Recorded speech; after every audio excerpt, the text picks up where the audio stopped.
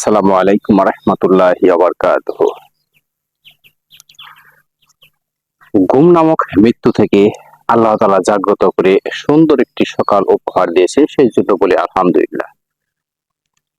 যে যেখান থেকে দেখতেছেন সবার প্রতি লাইফ অফ ইসলামিকের পক্ষ থেকে আন্তরিক শুভেচ্ছা। আশা রাখি সবাই ভালো আছেন, সুস্থ আছেন এবং সুন্দর আছেন।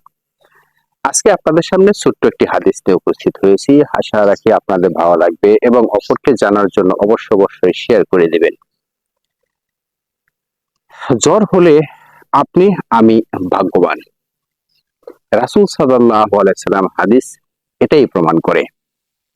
একদা এক সাহাবী কষ্টে খুব কান্নাকাটি করতেছিলেন, কাঁদতেছিলেন। তো রাসূলুল্লাহ সাল্লাল্লাহু আলাইহি সাল্লাম জিজ্ঞেস করলেন, তুমি কাঁদছো কেন? প্রত্যুত্তরে ওই ব্যক্তি বললেন, জ্বর আমাকে খুব কাবু করে ফেলেছে। রাসূল পাক সাল্লাল্লাহু আলাইহি ওয়াসাল্লাম বললেন, জেনে রাখো, জ্বর তোমার সব গুনাহ সমূহকে জড়িয়ে ফেলছে। সহিহ বুখারী ৫৬৬০। সুবহানাল্লাহ।